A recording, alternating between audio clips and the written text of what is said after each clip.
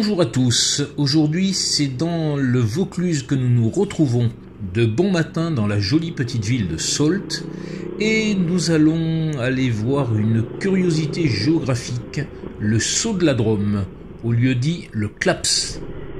Et donc évidemment c'est dans la Drôme, ce qu'on appelle la Drôme des collines ou la Drôme provençale. On est parti, et croyez-moi, ça vaut le détour, tant pour le Saut de la Drôme, qui est notre objectif, que pour les jolies petites routes et les cols que l'on va emprunter durant ce road trip. Et nous quittons Saulx en direction de Ferrassières.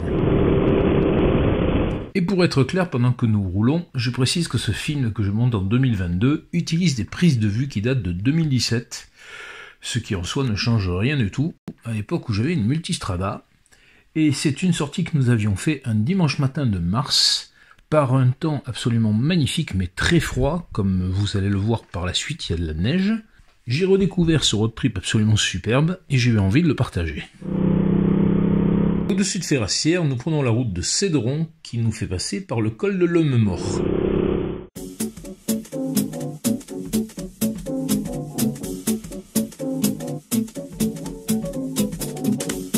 Et nous avons la surprise de découvrir une route absolument magnifique qui est tout enneigée. Alors évidemment c'est superbe à voir, mais en même temps ça incite un petit peu à la prudence, parce que la température que la moto nous indique dans les certaines zones est de moins 3 degrés, et il reste pas mal de neige ou de glace sur la route.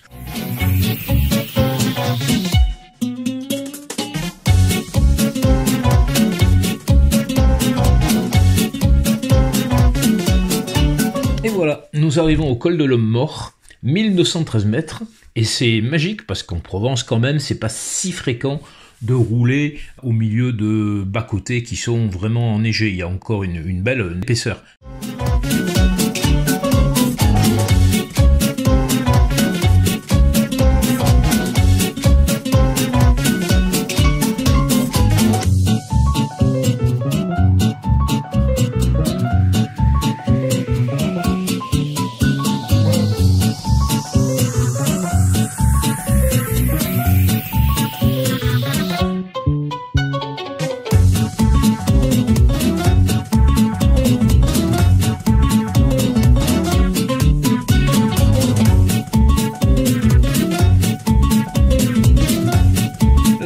Côté nord, d'abord ça pique un peu, et puis de temps en temps ça glissouille un peu. Mais ce blanc immaculé et ce ciel bleu sans nuages, c'est vraiment trop beau.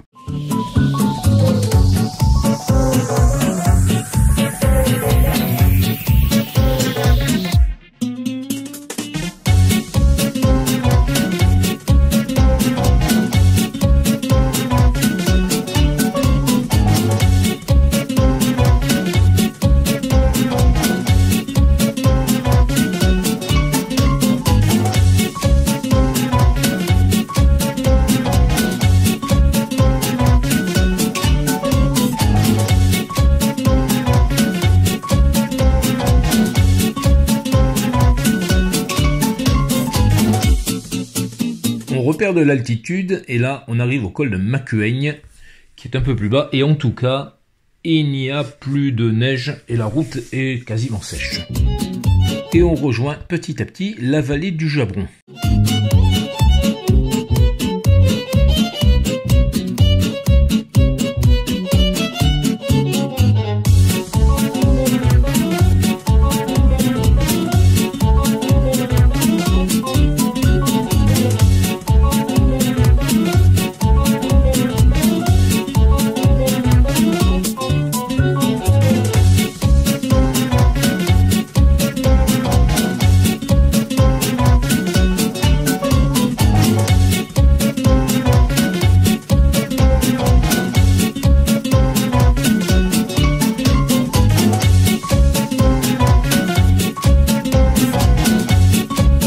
Nous atteignons maintenant la jolie petite ville de Cédron que nous traversons et en ce dimanche matin, il n'y a pas grand monde dans les rues. Sauf à son extrémité, un petit marché.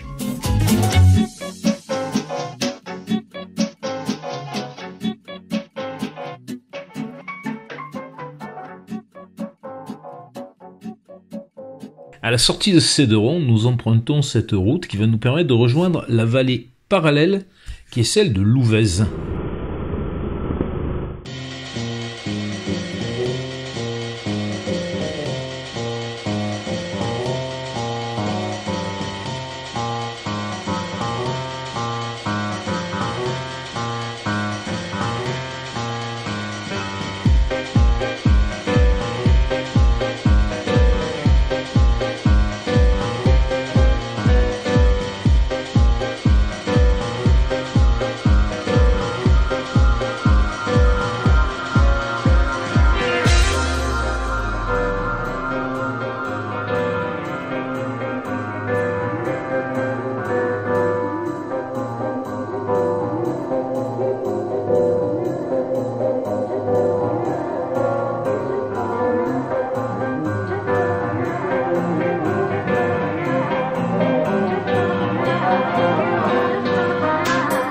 Après ce joli défilé que nous venons d'emprunter, nous retrouvons justement la vallée de Louvèze au niveau de Saint-Auban-sur-Ouvèze, qui est un joli village avec de belles maisons. Là, dans la vallée de Louvèze, on va traverser plusieurs villages plus ou moins importants qui ont tous ce point commun d'avoir un patrimoine architectural très sympa. Clairement, c'est un road trip à garder dans ses dossiers. À la fois pour le plaisir de rouler, parce qu'il y a plein de petites routes, pour les paysages qu'on voit, avec les monts de Vaucluse, on passe ensuite dans la Drôme, vous allez voir toute la journée, c'est super beau. Et puis aussi pour les villages qu'on traverse, qui sont tous très beaux en fait.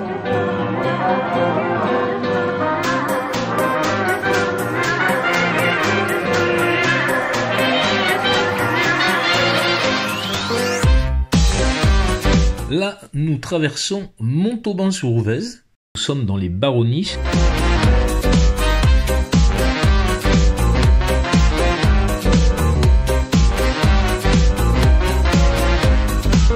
Le col de Perty est déclaré ouvert et c'est une bonne chose parce qu'il dépasse 1300 mètres et sur celui-là, on pouvait avoir quelques petits doutes.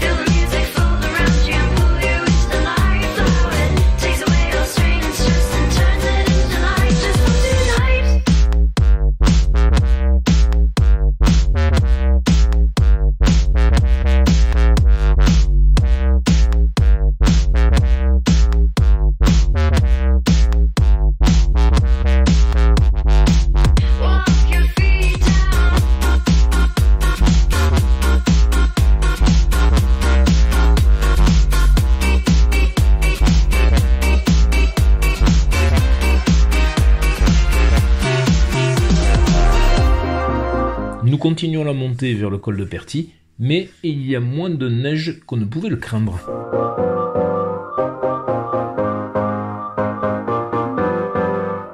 Et voilà, nous y sommes, col de Perty, 1302 mètres. C'est, si vous devez le faire, c'est dans ce sens-là que ça vaut le coup de le faire. Vous allez ensuite avoir un joli paysage de l'autre côté du col, en direction des Alpes.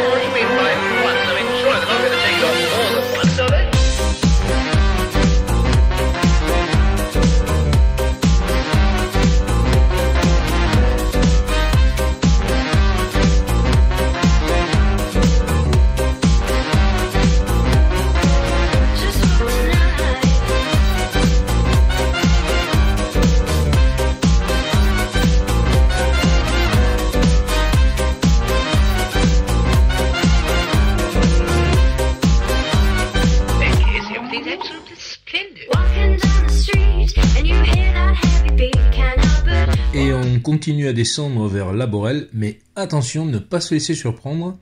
Il y a cette toute petite route que l'on va emprunter, d'ailleurs marquée la Drôme à vélo, mais il ne faut pas se laisser impressionner. C'est une route qui est tout à fait utilisable en moto.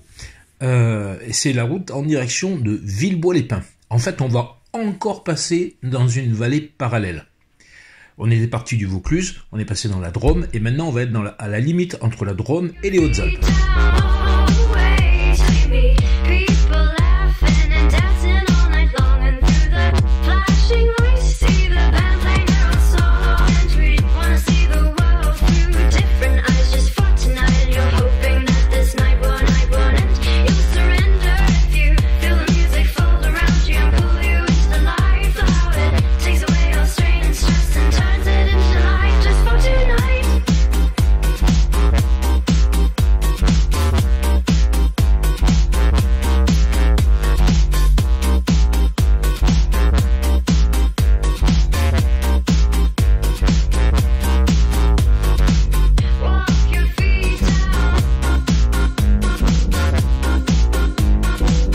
On a une jolie succession d'épingles de Virolo.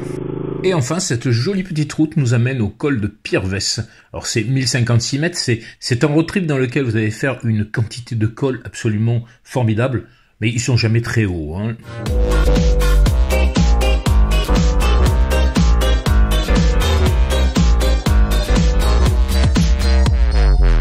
Et on redescend comme on était monté par une succession de lacets vers Villebois-les-Pins.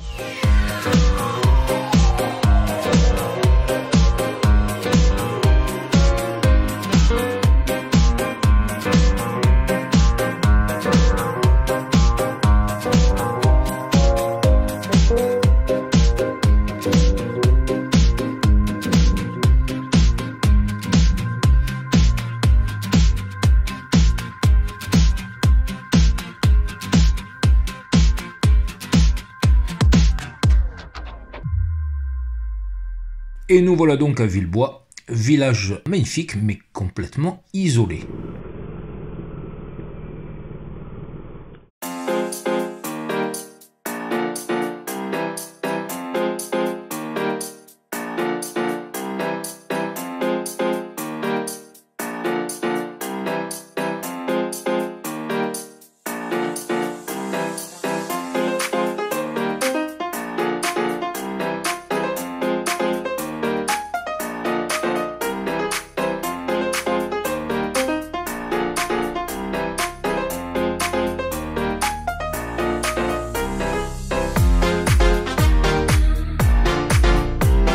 Et encore une route superbe qui nous mène en pleine nature au col du Réchassé.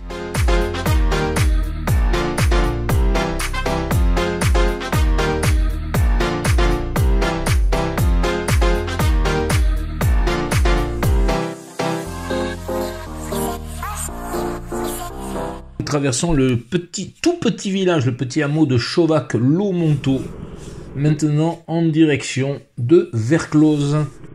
De toute façon, à la fin de cette vidéo, je vais vous mettre le road trip qu'on a parcouru, comme ça, si vous voulez le refaire, eh bien, il n'y aura pas de problème.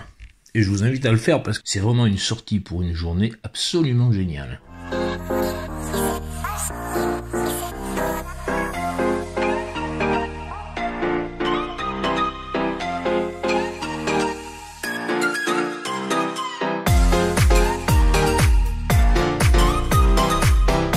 Nous arrivons à Verclose et là nous rejoignons la vallée de l'Aigle. Et puis un petit détail pratique, à Verclose pour les motards, on peut refaire de l'essence parce que jusqu'à présent c'était quand même, il faut bien dire, des petits trous perdus, super sympa, mais il vaut mieux prévoir d'avoir un réservoir plein en partant.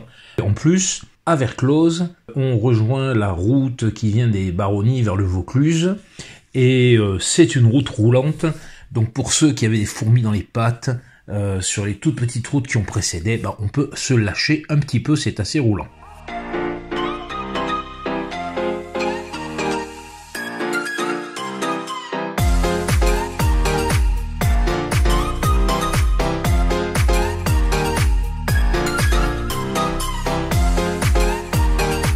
Voilà ce qu'on voit en face là, ce relief, c'est ce qu'on appelle falaise de Rémusat. Et Rémusat, c'est là qu'on va tourner sur la droite, on va emprunter le pont sur l'Aigle.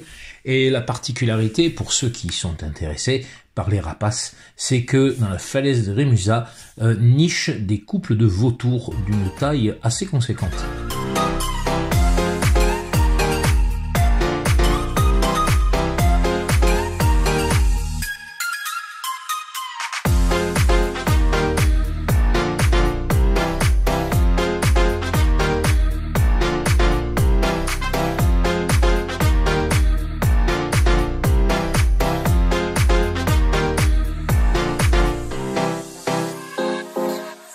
Voilà, donc on remonte vers le nord en direction de la Motte-Chalancon, on emprunte la vallée de l'Oule, jusqu'à un petit village qui s'appelle Cornillon-sur-l'Oule, qu'on traverse.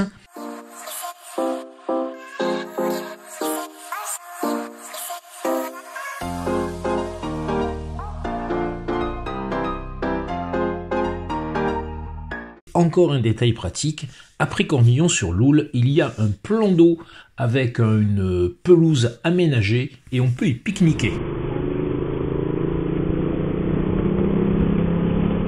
Donc nous atteignons la Motte-Chalancon, qui en plus d'être un joli petit village, enfin un joli gros village, est en plus le site d'un altiport. Donc ne vous étonnez pas si vous voyez un trafic aérien de petits avions légers bien entendu, pilotes de montagne qui viennent se poser à la Motte-Chalancon.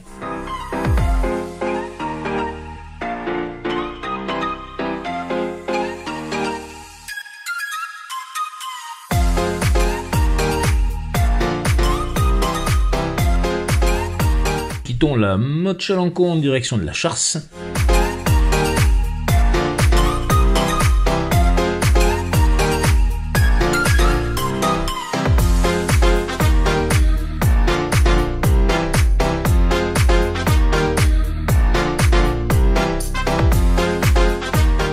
Et c'est encore quelques lacets et épingles qui nous permettent de reprendre de la hauteur.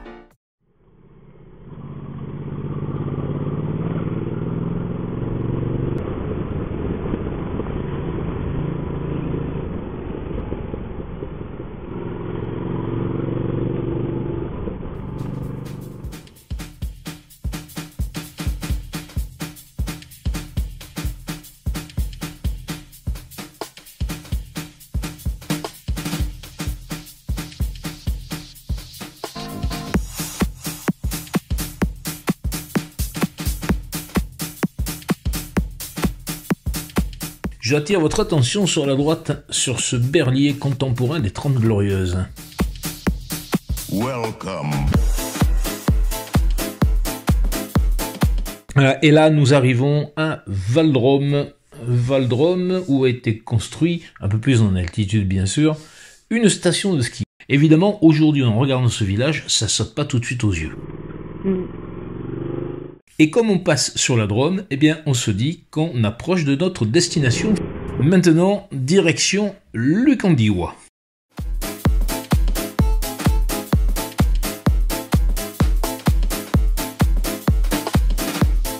Et notre destination, le Saut de la Drôme, le Claps, on le voit juste en face, au bout de la route.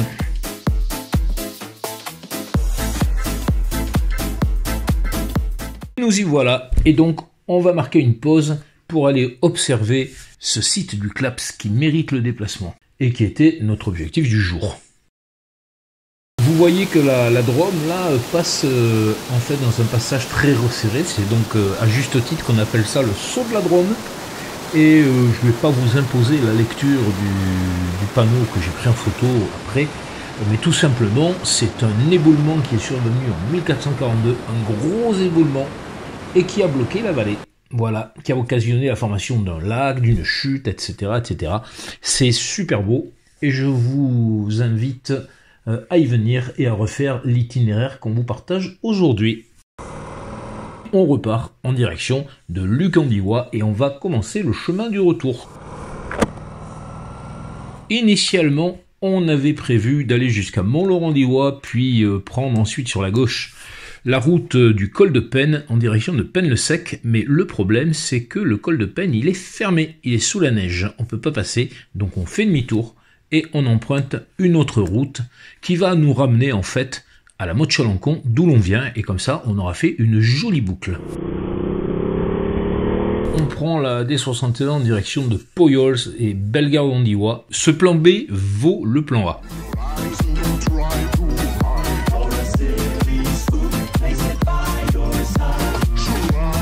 Et comme précédemment, c'est épingle, ligne droite, épingle, ligne droite, épingle, ligne droite. Voilà, c'est super. On monte, mais là, il n'y a pas de neige. C'est tout vert.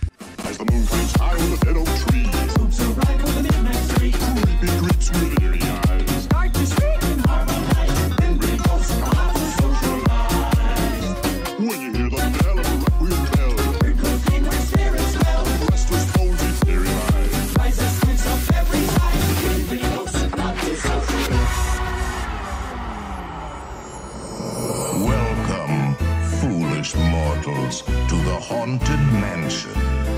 I am your host, your ghost host.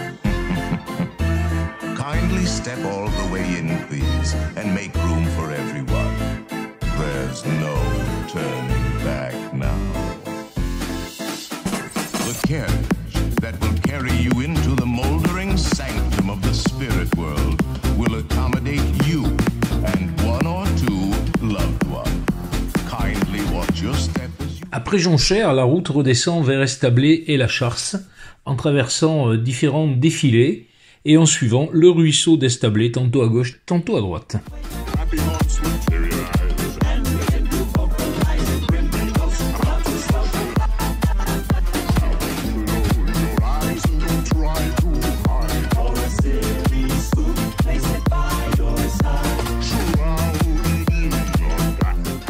Et nous atteignons à nouveau le village de la Motte Chalancon. Et c'est ici que nous allons nous quitter, au terme de ce road trip qui j'espère vous a plu. Ne partez pas tout de suite. Dans les images qui vont suivre, je vous montre le tracé que nous avons parcouru. Si cette vidéo vous a plu, eh bien comme d'habitude, n'hésitez pas à mettre un pouce, un commentaire aussi, ça nous fait toujours plaisir. Et puis, n'hésitez pas à vous abonner, cochez bien la petite cloche pour recevoir les notifications sur les prochains films. Et je vous dis à très bientôt pour un nouveau road trip. Un road trip, sinon rien.